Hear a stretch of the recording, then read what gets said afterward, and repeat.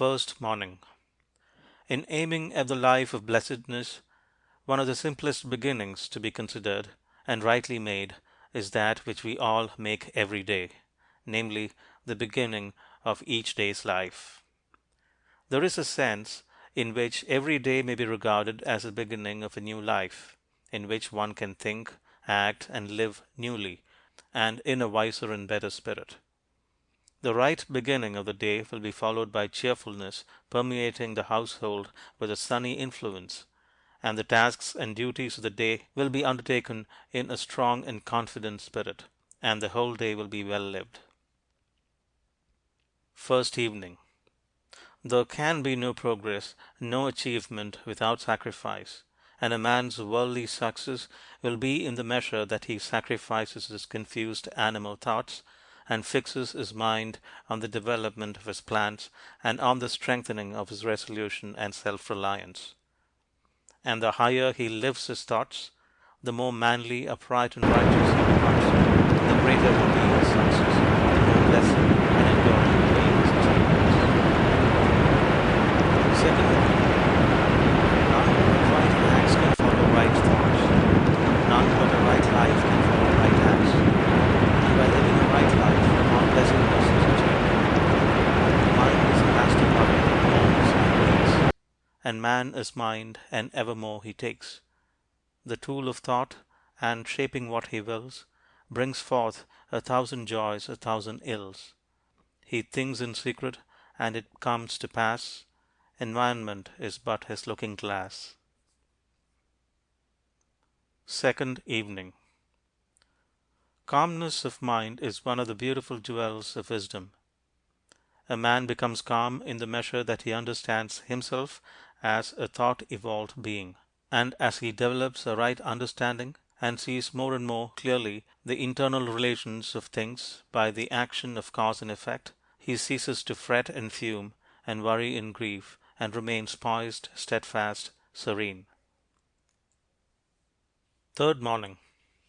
To follow, under all circumstances, the highest promptings within you, to be always true to the divine self, to rely upon the inward voice, the inward light, and to pursue your purpose with a fearless and restful heart, believing that the future will yield unto you the need of every thought and effort, knowing that the laws of the universe can never fail, and that your own will come back to you with mathematical exactitude. This is faith, and the living of faith. Third evening. Have a thorough understanding of your work, and let it be your own, and as you proceed, ever following the inward guide, the infallible voice, you will pass on from victory to victory, and will rise step by step to higher resting places, and your ever broadening outlook will gradually reveal to you the essential beauty and purpose of life. Self-purified, health will be yours, self-governed, power will be yours, and all that you do will prosper. And I may stand where health, success, and power await my coming if, each fleeting hour, I cling to love and patience, and abide with stainlessness, and never step aside from high integrity, so shall I see at last the land of immortality. Fourth morning.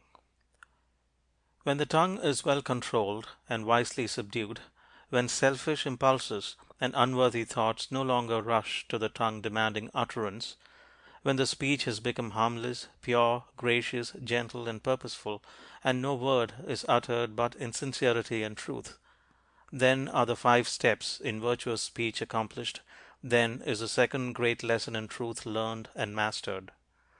Make pure thy heart, and thou wilt make thy life rich, sweet, and beautiful. Fourth evening. Having clothed himself with humility, the first questions a man asks himself are, how am I acting towards others? What am I doing to others? How am I thinking of others? Are my thoughts of and acts towards others prompted by unselfish love? As a man, in the silence of his soul, asks himself these searching questions, he will unerringly see where he has hitherto failed. Fifth morning. To dwell in love always and towards all is to live the true life, is to have life itself. Knowing this, the good man gives himself unreservedly to the spirit of love, and dwells in love towards all, contending with none, condemning none, but loving all.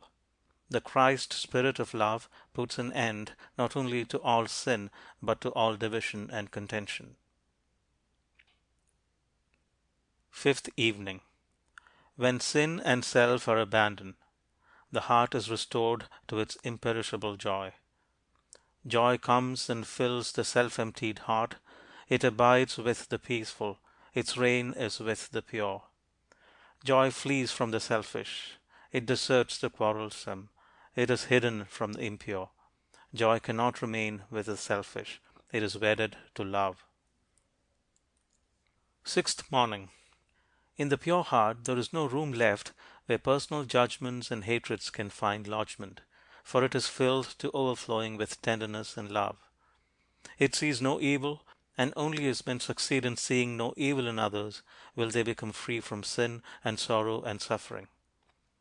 If men only understood that the heart that sins must sorrow, that the hateful mind tomorrow reaps its barren harvest weeping, starving, resting not, nor sleeping, tenderness would fill their being. They would see with pity's seeing, if they only understood. Sixth evening. To stand face to face with truth, to arrive, after innumerable wanderings and pains, at wisdom and bliss, not to be finally defeated and cast out, but to ultimately triumph over every inward foe, such is man's divine destiny, such his glorious goal, and this every saint, sage, and Saviour has declared. A man only begins to be a man when he ceases to whine and revile, and commences to search for the hidden justice which regulates his life. And as he adapts his mind to that regulating factor, he ceases to accuse others as a cause of his condition, and builds himself up in strong and noble thoughts, ceases to kick against circumstances, but begins to use them as aids to his more rapid progress, and as a means of discovering the hidden powers and possibilities within himself. Seventh morning. The will to evil and the will to good are both within thee. Which will thou employ? Thou knowest what is right and what is wrong. Which will thou love and foster, which destroy? Thou art the chooser of thy thoughts and deeds. Thou art the maker of thine inward state. The power is thine to be what thou wilt be. Thou buildest truth and love, or lies and hate. Seventh evening. The teachings of Jesus brings men back to the simple truth that righteousness or right doing is entirely a matter of individual conduct, and not a mystical something apart from a man's thoughts and deeds.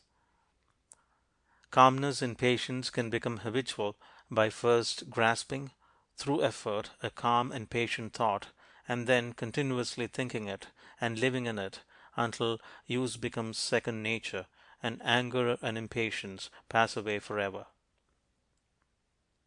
Eighth morning. Man is made or unmade by himself. In the armory of thought he forges the weapons by which he destroys himself. He also fashions the tools with which he builds for himself heavenly mansions of joy and strength and peace. By the right choice and true application of thought, man ascends to the divine perfection. By the abuse and wrong application of thought, he descends below the level of the beast. Between these two extremes are all the grades of character, and man is their maker and master. As a being of power, intelligence, and love, and the lord of his own thoughts, man holds the key to every situation. Eighth evening. Whatsoever you harbor in the inmost chambers of your heart will, sooner or later, by the inevitable law of reaction, shape itself in your outward life. Every soul attracts its own, and nothing can possibly come to it that does not belong to it. To realize this is to recognize the universality of divine law. If thou wouldst right the world, and banish all its evils and its woes. Make its wild places bloom, and its drear deserts blossom as a rose. Then right thyself. Ninth morning.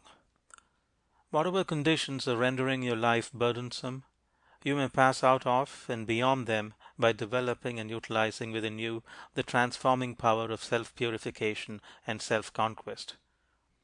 Before the divine radiance of a pure heart, all darkness vanishes and all clouds melt away. And he who has conquered self has conquered the universe. He who sets his foot firmly upon the path of self conquest, who walks aided by the staff of faith, the highway of self sacrifice, will assuredly achieve the highest prosperity and will reap abounding and enduring joy and bliss. Ninth evening. It is the silent and concurrent thought forces which bring all things into manifestation. The universe grew out of thought. To adjust all your thoughts to a perfect and unswerving faith in the omnipotence and supremacy of good is to cooperate with that good and to realize within yourself the solution and destruction of all evil. To mentally deny evil is not sufficient. It must, by daily practice, be risen above and understood. To affirm the good mentally is inadequate. It must, by unswerving endeavor, be entered into and comprehended. Tenth morning. Every thought you think is a force sent out. Whatever your position in life may be, before you can hope to enter into any measure of success, usefulness, and power, you must learn how to focus your thought forces by cultivating calmness and repose. There is no difficulty, however great, but will yield before a calm and purposeful concentration of thought, and no legitimate object but may be speedily actualized by the intelligent use and direction of one's soul forces. Think good thoughts, and they will quickly become actualized in your outward life in the form of good conditions. Tenth evening. That which you would be and hope to be, you may be now. Non-accomplishment resides in your perpetual postponement, and having the power to postpone, you also have the power to accomplish, to perpetually accomplish. Realize this truth, and you shall be today and every day the ideal being of whom you dreamed. Say to yourself, I will live in my ideal now. I will manifest my ideal now. I will be my ideal now. And all that tempts me away from my ideal, I will not listen to. I will listen only to the voice of